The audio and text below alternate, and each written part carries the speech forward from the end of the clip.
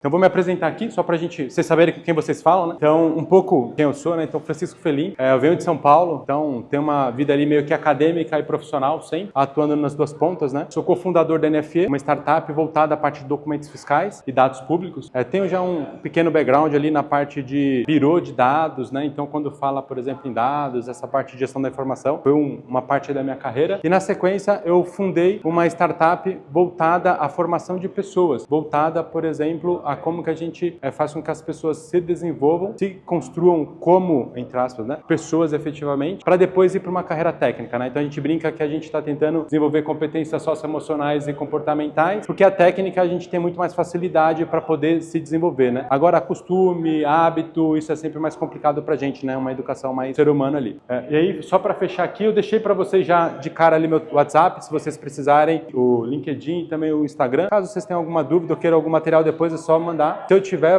vou ter o maior prazer em compartilhar com vocês. A Descodificadas é o programa, exatamente, o primeiro programa que a gente, como Descode Tech, lançou. Então, quando a gente pensou em, puxa, como que a gente cria uma estrutura disruptiva na educação, a gente montou ali um primeiro modelo de formação, lançou um programa de formação de mulheres e LGBTQIAP+, para a área de tecnologia, e agora a gente está construindo outros programas de formação a partir desse ano, é o 5º ano de existência dessa startup. Eu brinco que o maior propósito em empreender é que a gente quer transformar a sociedade, especialmente o Brasil, por meio da formação de pessoas, né? A gente vê ali que a gente tem uma série de gaps, então espaços como esses são sempre muito ricos pra gente, em termos da gente aprender, né? Igual eu já vi aqui que tem um conhecimento bastante vasto em várias áreas, aí a gente trazer um pouco da nossa experiência. Conseguiram registrar aí? Então vamos lá, né? O que a gente vai falar bastante, né? Que bicho é esse, né? Web 3.0. E a gente nota que tem uma série, eu diria assim, que tem muito assunto sobre, mas no geral a gente acaba não sabendo efetivamente o que é o Web 3.0, né? E como toda tecnologia, ao meu ver, tá bom, pessoal? Aqui é sempre muito a opinião do Felim, ali minha experiência, tá bom?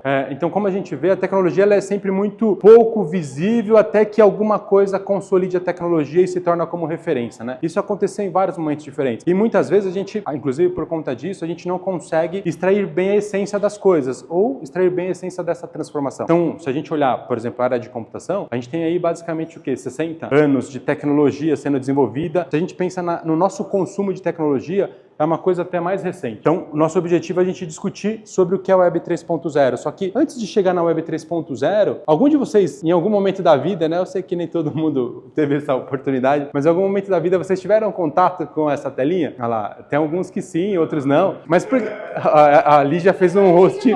Ela fez assim um host pulse, esse negócio, é bem antigo, é verdade. Mas o que é legal aqui? Nesse momento, a gente estava numa discussão que não tinha nada desse conceito de web. E a gente não está falando de 100 anos atrás, a gente está falando de algo muito recente, 30 anos, 40 anos atrás. E qual que é o ponto? Nesse momento, era um momento, eu diria assim, de pouca visibilidade, igual que a gente está hoje em termos de transformação de tecnologia. Quando eu digo transformação de tecnologia, não só a parte de hardware, mas também toda a parte de softwares que estão interagindo com isso. E mais ainda, né? Todas as camadas de negócio, de usabilidade, de aplicação que a gente tem com relação a essas soluções. Eu não cheguei a buscar nada do meu histórico, mas eu cheguei a manusear esse tipo de tecnologia. Então aqui é uma das primeiras telas, é do navegador Netscape, que foi o primeiro, dizem, né? O melhor navegador que existiu até hoje, né? Então a gente está falando de um cara lá atrás e uma estrutura que basicamente a gente consumia hipertexto. Todo mundo sabe o que é um hipertexto aqui? Basicamente links. Então aqui, ó, é a telinha do Netscape. Agora, por que eu trouxe essa tela? Para que a gente possa tentar enxergar, eu acho que esse é um exercício que eu sou formado em tecnologia, né? Eu acabei não colocando ali, mas assim, todo o meu background de formação é em tecnologia, assim, aprendi a programar com 12, 13 anos, participando de um programa social, depois disso, e aprendi a programar de uma forma diferente que a gente aprende hoje. Então, eu aprendi a programar com livros. Puta, como que você programa computador com livro? Mas por que eu trouxe essa visão? Porque a gente, olhando para a base lá atrás, ele ajuda a gente a clarear o que a gente está olhando para frente. Então, é um pouco de limpar o nosso olhar. Essa linha do tempo, minha expectativa não é que vocês conheçam toda, tá bom? E nem eu, teoricamente, conheço 100% toda. Mas é para a gente entender que, ó, olhando de 70 para hoje, a gente está falando de basicamente 50 anos de evolução. Quando a gente pensa de 70 até 2000, foi uma coisa assim muito lenta. E foi uma coisa muito lenta, considerando, inclusive, a nossa capacidade de infraestrutura tecnológica. Quando a gente rompe ali a fronteira dos anos 2000, é quando a gente começa a ter tecnologia, capacidade computacional com muito mais escala e com muito mais robustez. Então, quando a gente pensa, por exemplo, em projeto de dados, quando a gente pensa, por exemplo, em projetos de telecom, quando a gente pensa em projetos de fintechs ou projetos financeiros aplicando a tecnologia, hoje a gente tem capacidade de processar. Até pouco tempo a gente não tinha. Só que mais do que isso, então aqui para a gente fazer uma primeira associação é que todo esse conceito de evolução em termos de negócio, em termos de ondas tecnológicas, ela tem que, e provavelmente ela está amarrada com duas questões. Arquitetura empresarial e também a parte de infraestrutura e hardware que a gente tem disponível para poder utilizar como base para a computação. Tudo bem? Olhando para cá, essas principais marcas ou essas principais empresas são as empresas que a gente, de algum momento, de alguma maneira, viu elas emergindo e viu algumas delas se mantendo, né? Então, quando a gente olha, por exemplo, uma primeira barreira que a gente passou foi a barreira ali da América Online. Não sei se vocês chegaram a utilizar o serviço dela, mas veio muito forte para o Brasil. Deu início ali ao UOL, por exemplo, né, que está até hoje, se fundiu com o Grupo Folha, e foi a primeira estrutura de disponibilização de acesso à informação ali por meio dos portais. Alguns deles sumiram ao longo do tempo e alguns criaram uma disrupção e se mantém até hoje. Agora, onde que isso se impacta e por que a gente trouxe essa linha do tempo? O primeiro ponto, olhando ali para trás, é a gente enxergar, puxa, o que foi então a Web 1.0? Vocês conseguem me ajudar com isso? Já que vocês lembram um pouquinho, para vocês, o que foi a Web 1.0? Legal, teve uma primeira parte que foi isso, né? Depois a gente teve um pouquinho melhor.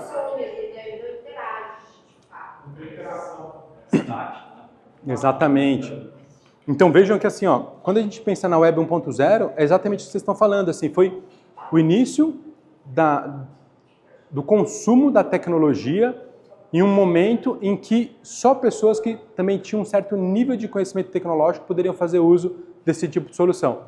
Até então, pessoas que não tinham, por exemplo, não obrigatoriamente acesso à tecnologia, mas que não tinham muito conhecimento, às vezes nem buscava enxergar o que era aquilo. Mas aqui, ó, a gente já tinha alguns conceitos em a informação disponível, eu sabia mais ou menos onde está, ia lá e buscava. E tinha um conceito que também está dentro dessa época, passando um pouquinho para frente, que gera o conceito em que a gente tinha tudo muito descentralizado. Porque a tecnologia, no caso web, começou muito assim. Cada um ia lá, montava o seu site, cada um ia lá e tinha o seu servidor, a gente trocava arquivos muitas vezes de peer-to-peer, de um para o outro. Então, essa foi a base da construção da Web 1.0. Só que isso se perdeu um pouco. E aí, olhando para a parte em que a gente também precisa entender, é exatamente por que a gente funcionava dessa maneira. Porque a nossa estrutura tecnológica dava única e exclusivamente essa construção, né? Essa possibilidade. Então, tinham alguns servidores, clusters ali, a gente não discutia como cluster, mas alguns servidores, e a gente ia conectando com esses servidores, né? Onde fica muito claro esse momento? A gente, nas empresas, tinha ali sempre aquela visão da rede local, e quando a gente pensava no Web 1.0, a gente replicava muito do conceito de ter um servidor e as pessoas acessavam aquele servidor. Já tinha a possibilidade de comunicação? Já, né? Por exemplo, aqui a gente tinha a comunicação fechada, a gente depois teve o ICQ, não sei se alguém chegou a usar aqui, o ICQ já é mais comum, mas a gente já tinha outras possibilidades de comunicação por protocolos específicos. Então veja que o que a gente está discutindo hoje, por exemplo, de WhatsApp, não obrigatoriamente é tão disruptivo, mas é uma coisa que foi incorporada ou encorpada numa tecnologia que dá suporte para uma atividade diferente. Na sequência, a gente vem para o que se denomina Web 2.0, né? Eu digo se denomina porque para mim ainda é um pouco nebuloso esses marcos, né? E aí na Web 2.0, para vocês, o que mudou? Na 1.0 a gente tinha o conteúdo e a gente ia lá e buscava o conteúdo, certo? A gente, teoricamente, tinha pouca interação, era uma coisa muito mais da gente navegar, e a gente até tinha uma discussão, que eu acho que é legal, que era a questão de, muitas vezes, a gente tem uma navegação linear, foi onde entrou os conceitos de multimídia para uma navegação, ou hipermídia para uma navegação não linear, e aí começou também a trabalhar conceitos de design, conceitos de semiótica, assim por diante. Então, áreas crescendo no entorno de uma questão de infraestrutura ou estrutura tecnológica. Por que eu estou fazendo essa pergunta, pessoal? Porque quando a gente fala de produto na Web 3.0, pensa que não é na Web 3.0. É como que a gente pega esse conceito, e aí nesse caso, sob o ponto de vista, Denis, né?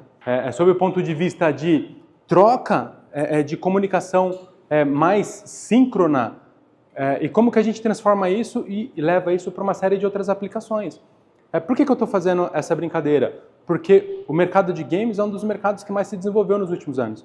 Todos os conceitos que a gente teoricamente discute em computação, parte deles foi promovido de alguma maneira por conta da indústria de games. E quando a gente pensa hoje nas plataformas de game, o que a gente vê? A gente enxerga console só? Não mais, né? Nesse momento aqui foi o momento em que a gente teve uma onda super intensa de começar a ter os jogos indo para os PCs, né? E depois dos PCs indo diretamente para a nuvem.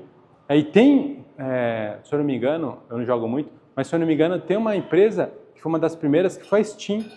Vocês conhecem? Então, é uma empresa de assinatura para você jogar online. Cara, isso é o uso, a essência daquilo que a gente está discutindo como conceitos web para uma área que não obrigatoriamente é uma área financeira.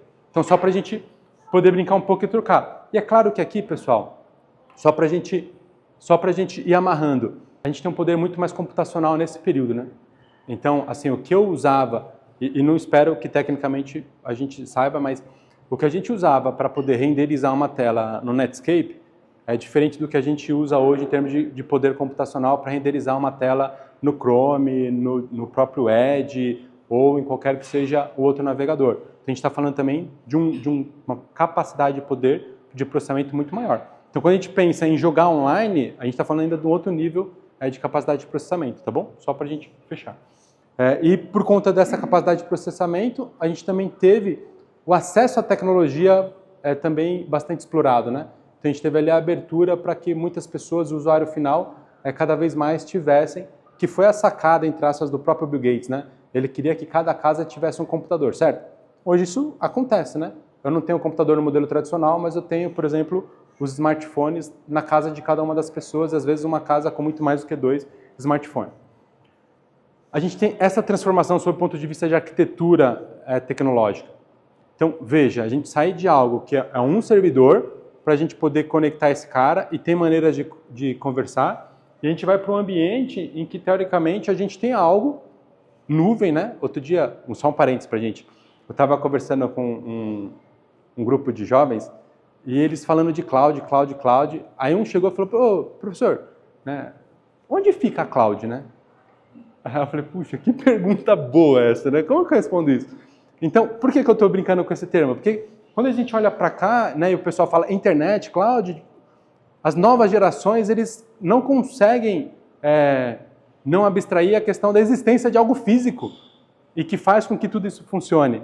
Então veja que aqui a gente abstrai a questão do servidor, computador que está no lugar, mas ainda existe um computador em um lugar. Qual é a diferença? Isso está concentrado em alguns lugares específicos, que são os chamados data centers.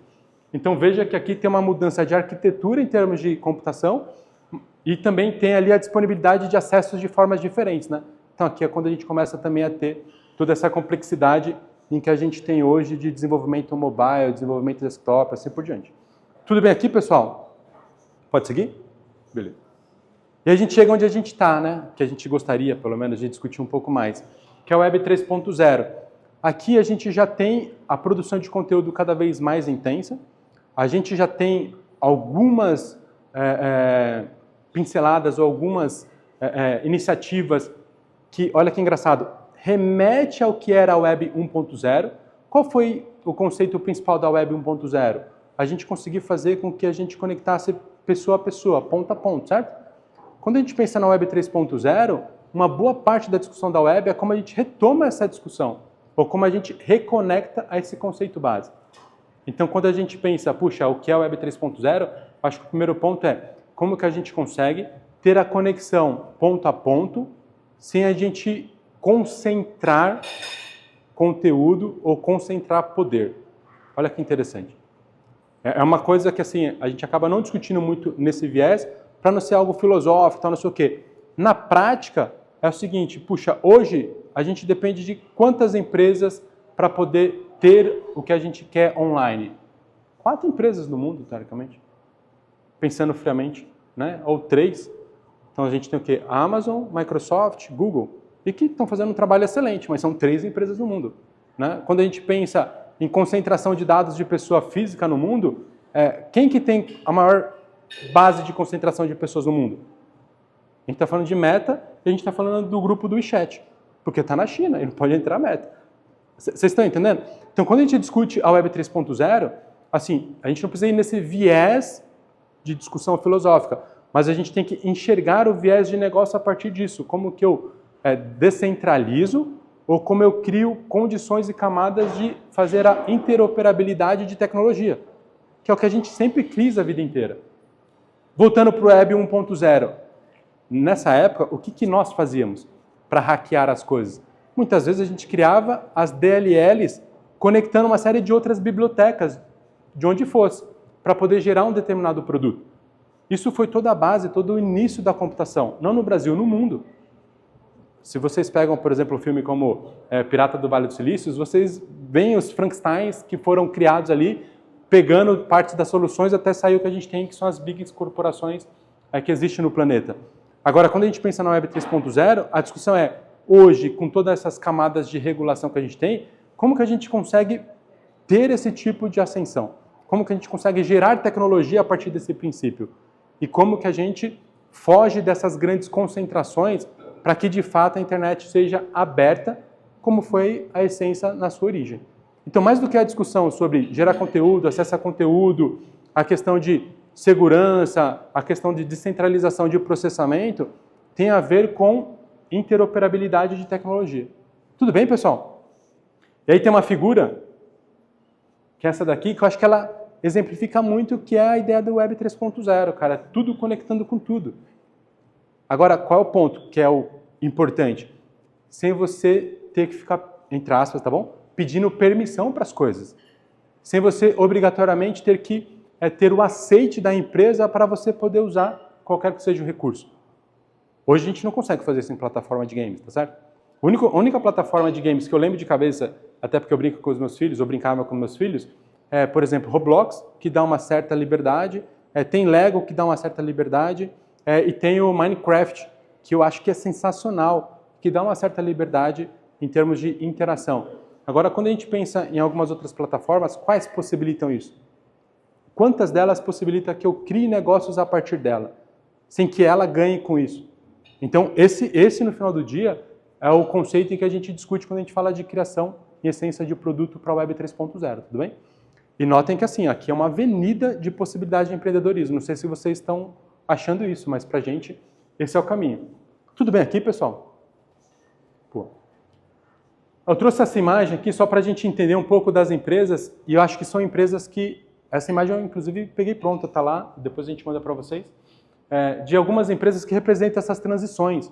Então, pensa, Netscape, para a gente, ela foi a vanguarda do que são os browsers hoje, tudo bem? Então, ela representa claramente a questão do acesso à informação. Eu nunca fiz, tá? Mas nessa época, na verdade eu fiz sim, nessa época aqui, o que a gente tinha, ou um pouco antes dessa época, a gente tinha comunicação usando internet, sendo, por exemplo, puxa, qual é o seu endereço de IP e como que eu acesso sua máquina para poder trocar conteúdo com você? Entre aspas, é muito do que a gente tem na Deep Web, né? A gente só acessa aquilo que a gente conhece e sabe o endereço. Esse é o começo lá atrás. Só que o Netscape fez o quê? Ele conseguiu construir junto com toda a estrutura, né? Todo ali o grupo grupo gestor de governança da web, como a gente iniciaria acesso a conteúdos diferentes a partir de um único local, que é o browser. Então, acho que ele tem essa representação.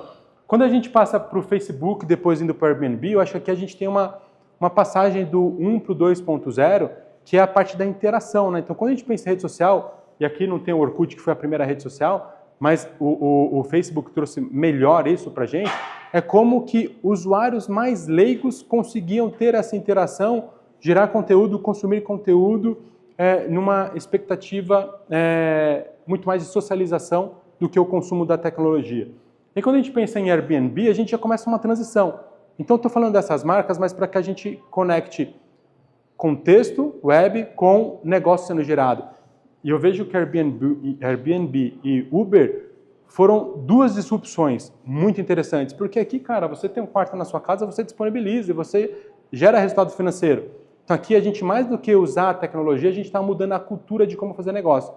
A gente está compartilhando, sob o ponto de vista não de uso tecnológico, mas de uso monetário, né? Então assim, puxa, eu vou alugar a sua casa, não precisa ter dificuldade nenhuma. Se você quiser, se conecta aqui, se cadastra e eu vou gerar negócio para você. Quando a gente pensa em... Sim. Exato, você tem uma mudança, isso que é legal, assim, você tem uma mudança cultural enquanto você tem uma ascensão da disponibilidade de tecnologia e o consumo diferente da tecnologia. Você tem uma transformação, isso que é bacana. Eu fiz a brincadeira dos jovens, puxa, onde que fica cloud?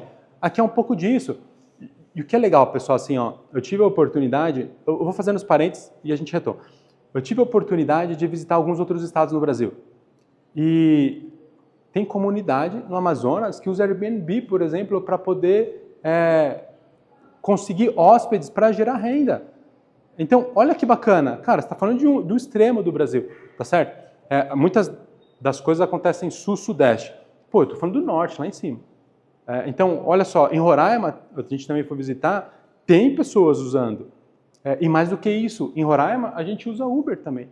Então, quando a gente pensa assim na questão da tecnologia, o bacana é isso, você, de certa forma, você conseguiu disseminar a tecnologia e fazer com que todos tenham igualdade no uso. Então, acho que isso é legal. Por que, ao meu ver, isso é legal? Porque a gente aqui está discutindo negócio de base tecnológica e com transformação e impacto social.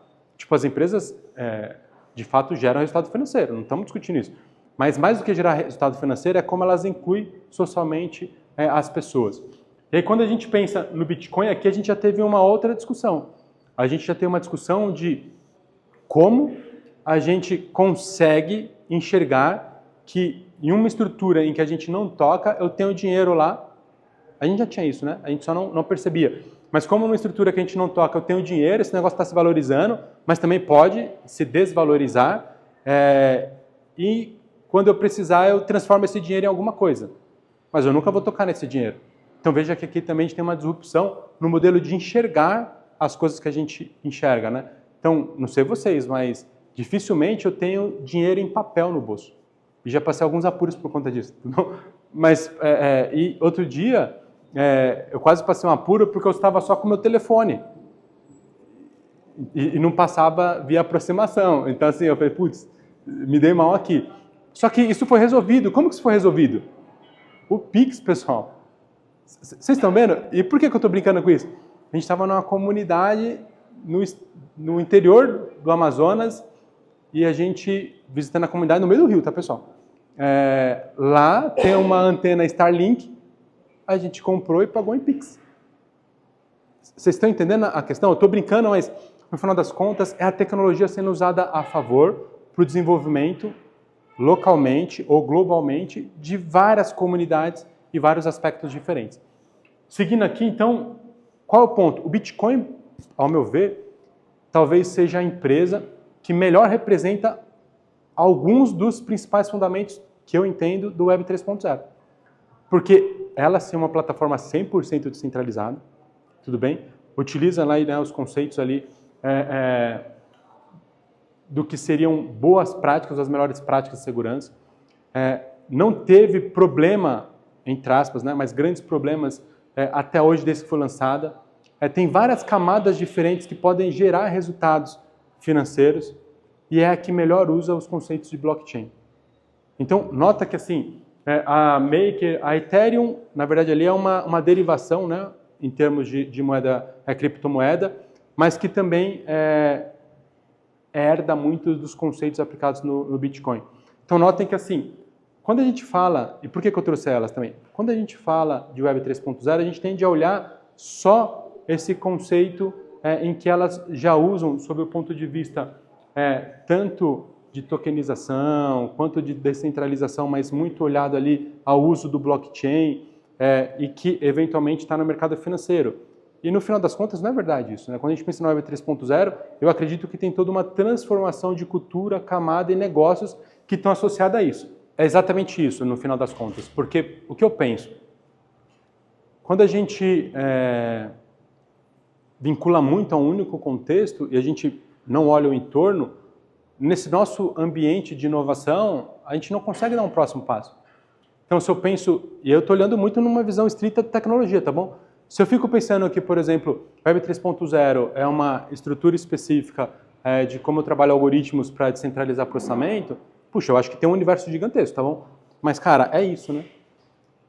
Como que eu crio uma disrupção? Como que eu crio, de repente, um salto para que eu olhe como esse cara pode ser aplicado em tudo? E por que que eu estou fazendo essa provocação com vocês, assim, bem sutil, mas estou fazendo essa provocação?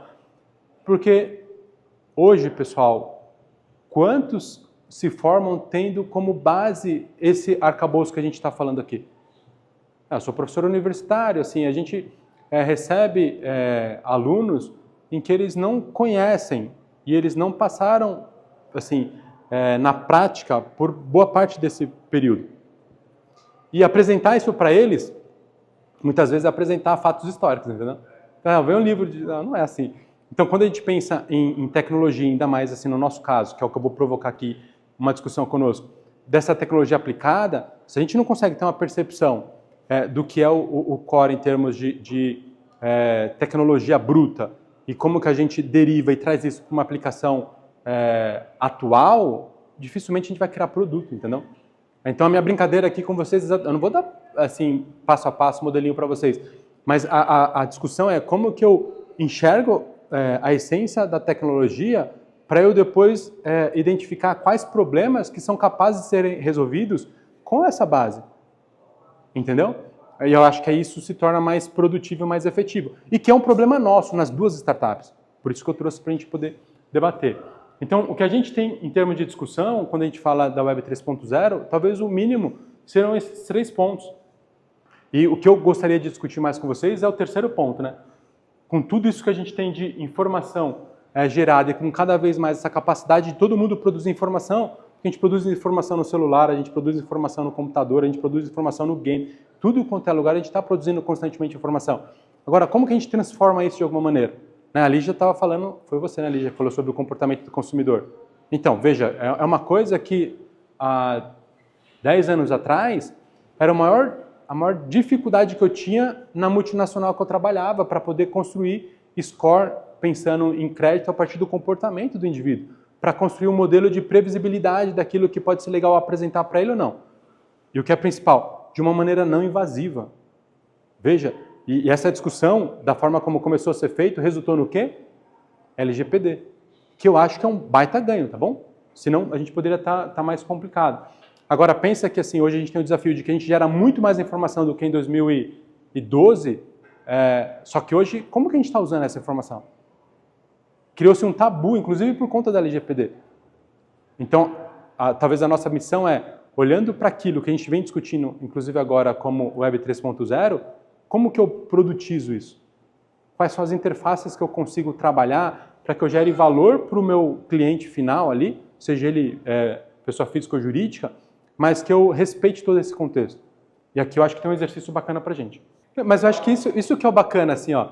E eu não discordo de você não, tá bom? Assim, eu acho que a questão de sair da zona de conforto ela é sempre complicada. Agora o ponto é o seguinte, que eu acho que aqui tem uma reflexão para a gente, né? O que a gente está criando, ou quando a gente pensa em produto, a gente está pensando em produto para a gente experimentar uma tecnologia, ou a gente está pensando em produto para criar uma corporação, ou a gente está pensando em produto para fomentar alguma outra questão relacionada ao nosso propósito, entendeu? E aí talvez esse desconforto ele seja momentâneo, né? Mas que tenha um resultado um pouco melhor. Preciso relembrar tudo isso? Ou preciso aprender tudo isso de novo? Talvez não. Né? A gente tem hoje uma série de camadas que resolve isso pra gente. Né? Então aqui vocês falaram um pouco do que faz e muitos de vocês estão em áreas que já estão resolvendo questões específicas, seja segurança, seja a parte de dados. Então tem muitas pessoas trabalhando e talvez você não tenha que tratar tudo. Mas entender como conectar tudo isso, cara, é essencial. Aí a pergunta, lógico, né, continuando a provocação, como conectar se você não entende o que aquilo é ou o que aquilo faz? Então, a brincadeira é que, puxa, muitas vezes a gente acaba sendo muito raso para poder responder essas perguntas, entendeu? Então, quando eu digo ser raso, é o seguinte, não é raso que a gente não sabe do problema específico, mas é que às vezes a gente tem uma ideia de como algo soluciona, mas a gente não consegue entender a solução por inteiro. Aí fica difícil da gente sustentar. Acho que esse é o ponto. E estou falando com conhecimento de causa, tá? A gente comete muito esse erro dentro das nossas empresas. E quando eu digo que a gente comete esse erro, eu digo com felicidade, porque assim, no final das contas, é aquela questão de, puxa, saiu, tá na hype, eu vou usar, e aí depois a gente toma um baita tombo, porque aquilo é só uma casca. Aquilo é só uma primeira camada. E a gente tem que se aprofundar para poder fazer o restante. Deixa eu acelerar aqui, senão eu vou trabalhar muito, ultrapassar muito horário. Então aqui, esses pontos são os pontos que a gente acaba tendo como norteadores, mas que não exime a nossa responsabilidade da gente se aprofundar no conhecimento daquilo que a gente está usando.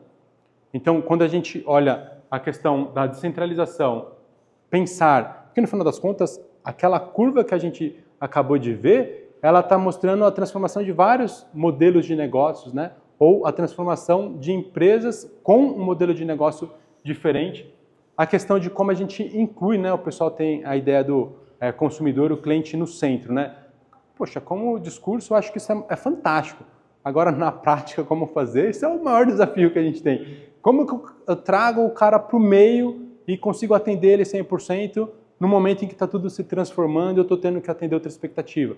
Então, acho que tem, claro, algumas falas, mas que elas muitas vezes não são conectadas a uma forma real de aplicação. E aí a gente tem que trabalhar em conjunto para isso, né? E eu trouxe aqui a coisa da tokenização, porque é outro termo que muitas vezes eu ouço e que tem relação com Web 3.0, né? Até porque quando a gente fala da descentralização, a gente tem que garantir que esse cara ele é único em qualquer lugar. Senão a gente vai ter um problema e a gente sabe que tem vários povos que são muito hábeis em criar bastante, ou hackear os sistemas.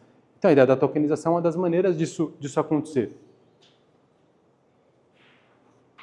Aqui está o maior exemplo, como eu falei, né? Em termos de Web 3.0, blockchain, a gente tem as criptomoedas, e aí para mim o Bitcoin é o cara que leva mais essência nisso tudo. Só que quando a gente pensa, inclusive neste case, Bitcoin, hoje ele está muito mais acessível. Mas o quanto ele é acessível para qualquer um, assim como, por exemplo, o Airbnb ou o próprio Uber? Mais difícil. Teoricamente a gente precisa, olha só que maluco, né? Mas a gente precisa conhecer um pouco. Na verdade tem que ter um pouco de educação financeira, né? Aí a gente tem que conhecer um pouco de mercado, a questão da oscilação, e aí depois a gente tem que entender um pouco de tecnologia. Puxa, mas o Bitcoin não vai deixar de existir por conta disso.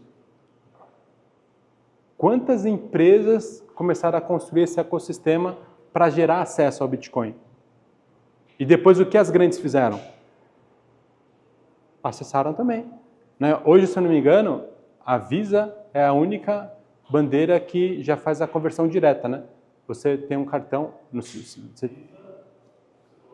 Só a Visa. Eu lembro da Visa, não lembro de outra bandeira. Que tem um cartão de crédito que você já pode ter créditos, pagar e converter em Bitcoin.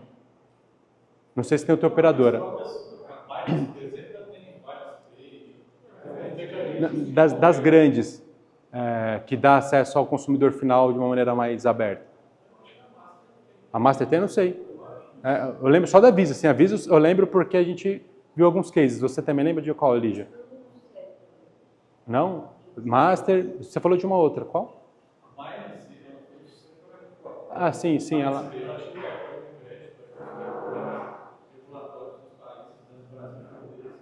Eles saíram, né? Você tem algumas blockchain, algumas cadeias assim, que não são tão conhecidas, que já tem cartão próprio, mas também não liberam no Brasil, por esse por uma questão mais regulatória, né? E todos convertem direto, inclusive alguns são nativos. Legal. A maioria das conversões hoje são feitas em token sintético, né? Sim, sim. Não tem a cripto. Sim, a cripto é... Mas já tem algumas que estão fazendo nativo. Legal, legal. De uso. Mas, por exemplo, eu acho que a questão esses produtos financeiros, eles estão chegando na ponta? Como, eu não sei, tá? Como que tá isso? Para o consumidor final, né? Por exemplo, a gente tem lá um cartão Visa que a gente pega no banco, né? Ou a gente tem lá o cartão que é o que eles chamam de gift card, né? O pré-pago.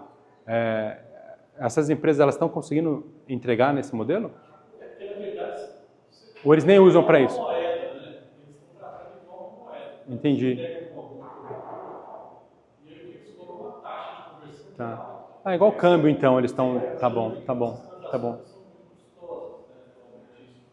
O que mais interessante para mim foi esse da Binance agora, que a Binance fez o Binance Pay. Tá. Você, com o seu saldo em cripto, Você paga a fatura. mexer, ela faz a taxa de imposto e ela permite a outra.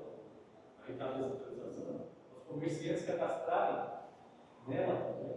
Para já receber em cripto. Já recebe, ela faz o mesmo processo direto. Entendi, entendi.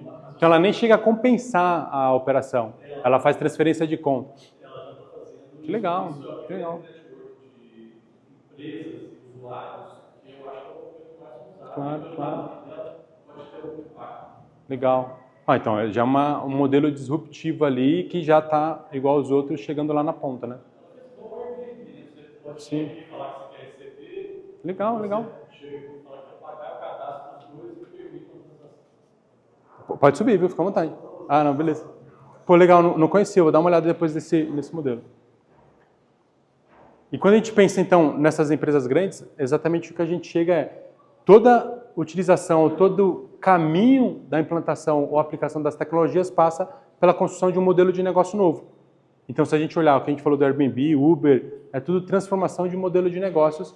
E aí a gente tem esse cara aqui, né, ó, que é o Business Model Canvas, que talvez seja, ao meu ver, também ali depois de 2015, um dos maiores propulsores de sustentação de modelos mais revolucionários de empresas, né? Para nós, o que pode ser legal? Eu trouxe isso daqui de algo que está acontecendo no Brasil, né? Ou já está quase concluído. Que aí tem muito a ver com o que a gente está falando da parte de criação de produtos, considerando aí os conceitos de Web 3.0. Aqui eu trouxe do site direto da SUSEP. Então, aqui eu vou ter algumas provocações para a gente. A SUSEP, basicamente, ela faz a parte de gestão de seguros do Brasil, né? Então, ela regula ali toda essa parte. E aqui é o modelo deles de abertura desse mercado de seguros, considerando a geração e disseminação, lógico, né, de uma maneira organizada, de tudo aquilo que são dados gerados para as operadoras e pelas operadoras. A chamada ideia da portabilidade passando para a parte de seguro. Então, tudo aquilo que é seguro já está hoje sendo considerado a partir daqui. Por que eu trouxe essa visão? Porque olhando as fases que eles têm, olha só, a parte primeiro, né, de abertura dos dados, depois ali tem uma questão de como eles construíram o compartilhamento de dados entre as operadoras, para depois construir uma camada de integração de serviço. Quando a gente pensa em integração de serviço, a gente está falando exatamente da possibilidade de nós começarmos a desenvolver produtos pensando nesse tipo de operação, pensando nesse tipo de atividade. Então aqui começa a abrir o mercado. Puxa, mas isso tem a ver com Web 3.0? Não tem a ver diretamente, mas tem a ver com um movimento do governo de descentralização, ou pelo menos de ampliação ali de competitividade entre os grandes players, isso em especial no Brasil. E a gente sabe que no Brasil a gente tem muita coisa muito concentrada. Esse é um dos movimentos. Agora olha que legal, assim, ó, ao mesmo tempo que a gente está vendo esse movimento de descentralização de algumas coisas, a gente tem um movimento, eu esqueci de colocar aqui, pessoal, mas assim, a gente tem um movimento que é um movimento muito intenso do governo brasileiro de concentração de autenticação, tudo via o GovBR, né? Então, isso é bem legal, né? Outro dia eu entrei no LinkedIn e ele pediu meu passaporte. Eu falei, meu, que esquisito, meu, esse cara quer meu passaporte, né? Mas é uma questão de validação da identidade. E aí, quando a gente pensa hoje em todos os sites do governo, a gente tem ali todo sendo direcionado para o GovBR para poder autenticar. Então, puxa, eu precisava da minha carteira profissional. O cara foi lá e baixou o software. Na hora que eu falei, tem que autenticar, GovBR. Preciso da minha CNH, GovBR. Então, vejam que assim, o governo brasileiro está usando duas estratégias que são bem bacanas. Uma, a questão dele conseguir fazer gestão dos dados da população numa autenticação única para diminuir fraude, uma série de questões de risco. Isso para as empresas traz um benefício muito grande e ao mesmo tempo ele tem forçado, né? Então aqui, e tem um segundo, que é esse daqui que eu acho que vocês conhecem. O que é isso no final? É a propaganda do Open Finance. Se vocês procurarem, eles estão vendendo dessa maneira a ideia do Open Finance. Então, primeiro, lembra a história do cliente no centro? Então aqui essa mensagem assim, ó, você que é cliente dos bancos, o que a gente vai trazer para vocês como benefício com essa estrutura? Olha que bacana. E depois ó, ele vem para isso daqui, ó. Então você tem os seus dados em várias instituições, mas você pode, em um lugar único, enxergar o que está em cada um dos lugares e você vai ter muito mais facilidade.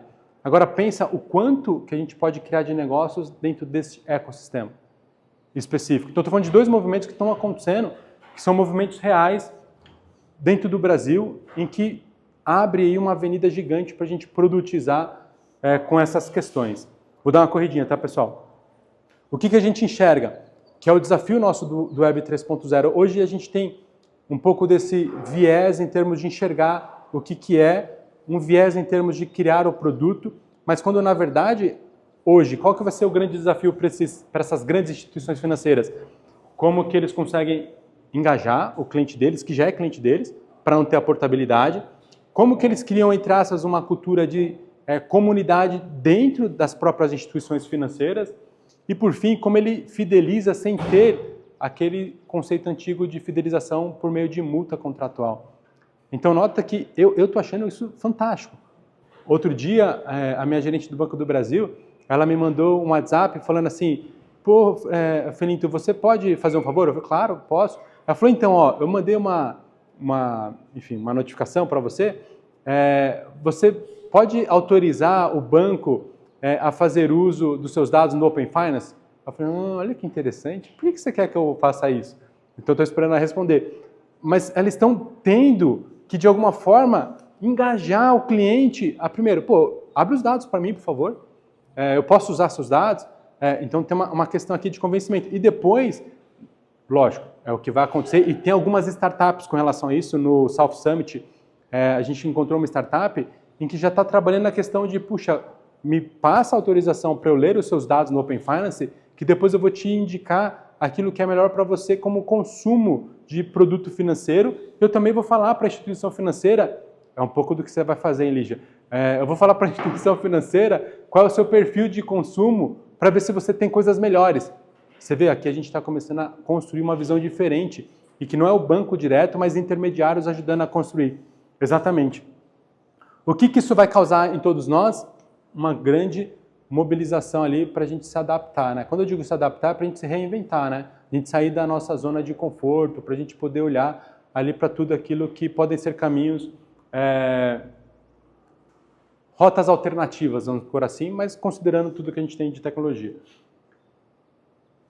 No final das contas, não é sobre só tokenização, né? A gente está vendo que tem uma série de outras questões que a tokenização é um dos carinhos, quando a gente fala Web 3.0 ou o próprio blockchain. A gente está falando de banco, a gente não está falando de blockchain, mas a gente está falando do conceito de descentralizar os seus dados financeiros, os seus dados de securitização.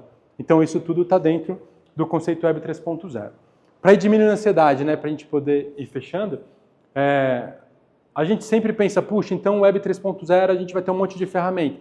Cara, quando a gente pensa em tecnologia, tem de fato, né? Aqui está uma lista, eu peguei ontem, inclusive, que é do Gestor, é claro que ele está fazendo propaganda dele ali, mas a ideia, muitas vezes, quando eu converso com o pessoal de startup, o Web 3.0 vou pegar um software low code, zero code, vou conectar duas APIs e, puxa, estou com um produto. Cara, isso pode ser feito, não tenho dúvida. Mas, por trás disso, o que você está entregando? Qual é o seu modelo? Você está conectando por quê? Você vai conectar de um para o outro? Você vai virar um middleware? Ou você vai conectar um monte de um lado, um monte do outro, para você gerar um terceiro produto? Então, tudo isso tem relação com quais ferramentas disponíveis a gente tem. E mais do que ferramenta tecnológica, né, pessoal, aí, olhando para dentro, é a gente conseguir trabalhar modelos como esse. Eu acho que aqui que está a essência da discussão, porque hoje, como ferramenta, eu estava até falando com os meninos antes de começar, a gente tem inúmeras ferramentas que fazem tudo aquilo que a gente quer, e quando a gente pensa em inteligência artificial, mais ainda, certo?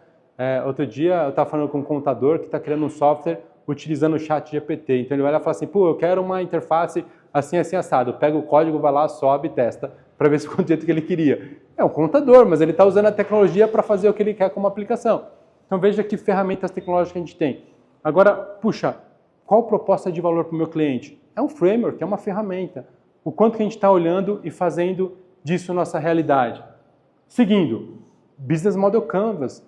Cara, o que eu quero entregar como pacote de valor para esse cara que eu estou falando? Tudo bem, eu soluciono uma dor dele, mas o que eu estou entregando além do app em si? O que é que ele vai querer pagar para poder ter essa solução? Nós temos aqui uma visão que é, a partir do momento em que eu tenho uma ideia do qual é a proposta de valor para o meu cliente e construo o meu modelo de negócio, eu passo a ter uma discussão, uma reflexão de qual é o meu fit, ou qual é o meu product market fit, o que eu estou levando para o mercado e se tem cliente disponível ou não para consumir esse tipo de produto. E aí, como a gente falou de produto, a gente tem Canvas específico para isso, né? Então aqui está um Canva que ele é para fazer gestão de produto. Puxa, eu tenho um produto só. Tudo bem, não tem problema. Você tem um outro Canva que você pode utilizar, inclusive para criar produtos de dados. Daqui a pouco a gente vai ter uma palestra sobre dados. Mas para criar produtos de dados, que, ao meu ver, tá, pessoal, hoje é o que mais vai dar suporte para novos produtos ou produtos voltados à Web 3.0. Está muito nessa linha, tá bom? Por fim, a gente tem que ir para o mercado e testar. Então, eu posso criar um produto, ele resolveu uma dor de alguém, mas, puxa, tem gente, quantas pessoas, o mercado está disposto, quantas pessoas estão dispostas a pagar para você por esse produto? Então, a gente tem também um Canva só para isso. Então, eu falei aqui rapidinho, né, vários links, depois eu posso mandar para vocês, de várias ferramentas diferentes. Aqui são duas empresas que hoje utilizam parte e uma boa parte do que é o conceito de Web 3.0 numa outra ponta.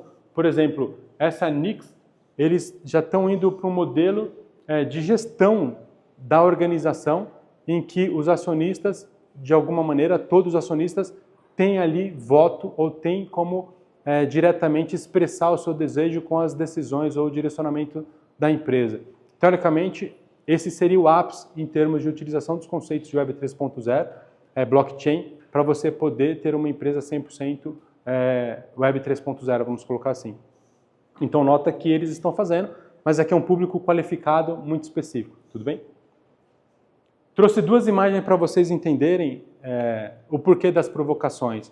Aqui a gente tem uma ilustração de tendência do que seria a Web 3.0, do ponto de vista de tecnologia, e o que se tornou a Web 3.0, ou o que se tornou a tendência de web a partir do momento em que a gente tem as pessoas consumindo a tecnologia. Então veja que ela abre um gap. Talvez o nosso caminho é como que a gente constrói essa junção ou como que a gente enxerga novas tecnologias. Assim como a gente já tem aqui uma visão, isso está disponível, de uma série de tecnologias puras, né? Quando a gente fala ali os agentes inteligentes, isso está sendo aplicado na educação, isso está sendo aplicado em comunidades, isso está sendo aplicado em uma série de negócios com inteligência artificial para gerar dados e para consumir dados e tomar algumas decisões específicas. Nossa visão, pessoal, NFE com relação ao Web 3.0 nos nossos produtos. Tem mais 2 minutinhos? Beleza. Sobre os nossos produtos. Então veja que assim, a NFE é uma empresa focada na parte de geração de documentos fiscais. Isso quer dizer que a gente tem uma ligação direta com vários serviços de governo. A gente acaba fazendo essa intermediação das empresas com o governo para a geração de documento fiscal. Então, a gente tem uma estrutura que ela, de certa maneira, centraliza em nós essa interação, essa operação. Olhando do seu ponto de vista de produto, isso funciona muito bem hoje. É como a gente funciona. Olhando sob o ponto de vista, e aí já considerando aquilo que a gente tem que desenvolver, a gente já partiu de um conceito em que a gente queria pegar tudo que é descentralizado do governo e trazer para uma estrutura em que a gente possa, na outra ponta, dar acesso a todas as empresas que precisam conversar com o governo. Então, nota que eu não me classifico como Web 3.0, tudo bem? Mas pensa que hoje a gente tem, minimamente, pensando em nota fiscal de serviço, 5.600 municípios. Então, uma empresa multinacional que tenha, por exemplo, matriz, ou tem uma matriz e tenha filial em 50 municípios, ela tem que se conectar com 50 prefeituras diferentes. Ela vai fazer isso direto? Não, ela pode fazer isso via a gente. Então, esse contexto a gente hoje já entrega. Na nossa visão, para a gente sair disso para o que seria uma Web 3.0, seria a gente disponibilizar nossa tecnologia para que outros possam usar nossa tecnologia para juntar as pontas e para gerar um terceiro business. E talvez aqui seja o melhor caminho na nossa visão. Qual que é o nosso desafio, então, de transformação? Eu vou mostrar um só para não estourar muito. É atuar, e esse é um modelo da OCDE, do que seria um framework. Então, olhando para negócio, a OCDE, ali a Organização dos Países de Desenvolvimento, ela tem uma visão do que é o melhor, ou do que é o modelo de maturidade tributária dos países em desenvolvimento. Então, ela tem ali o roadmap dela de tudo aquilo que teoricamente tem que acontecer e cada um desses players, como que eles vão se comportar. O nosso desafio, por a gente estar dentro dessa linha, é conseguir enxergar não só, então, como eu conecto prefeituras de um lado para empresas do outro lado, mas como que eu posso olhar um modelo como esse, que já é um modelo em termos de nível organizacional muito maior, muito mais maduro, e como que eu faço uso do conceito dos dados que estão lá para que eu gere um terceiro produto ou para que eu crie tecnologia para que outros produtos possam ser gerados a partir do nosso. Aí a gente passa a discutir melhor a nossa integração com os conceitos de Web 3.0. Só para fechar, aqui é a base desse modelo, alguns são da área de finanças, né? Então aqui é a base desse modelo ali esse modelo de maturidade da OCDE, e é com base neles que a gente tem discutido muito como que a gente enxerga, por exemplo, a transformação. Hoje, a reforma tributária no Brasil, a própria OCDE com o framework dela de maturidade, a gente tem o Open Finance, o Open Insurance. Então, são vários modelos que estão se abrindo com relação a dados e como que a gente se posiciona. Por que que isso para a gente é muito importante? Porque, com certeza absoluta, o modelo que hoje é feito a emissão de nota fiscal, o modelo que é feito hoje a tarifação, ou melhor, a tributação, daqui a 2, 3, 5 anos não vai mais existir.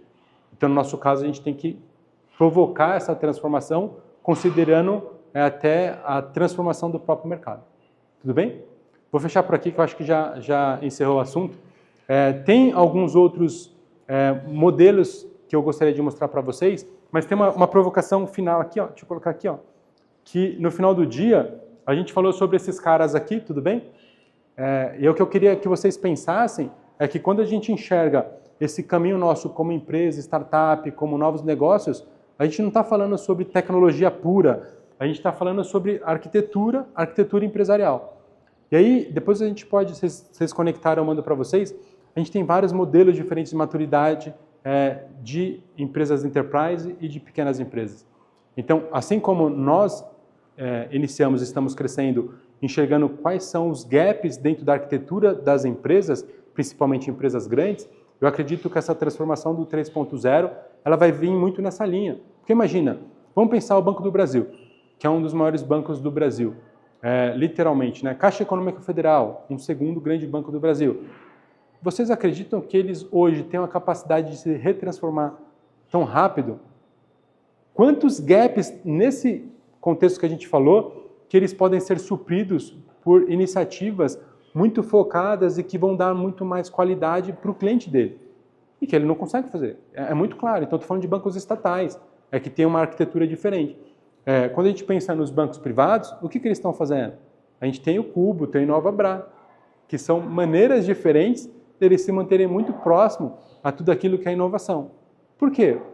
Empresas grandes têm dificuldade de mobilidade e eles estão antecipando isso, olhando para o mercado, para suprir as necessidades da arquitetura que ele não consegue fazer normalmente. Tudo bem? Pessoal, obrigado aí pela paciência, obrigado aí pelo bate-papo. Prazer conhecê-los.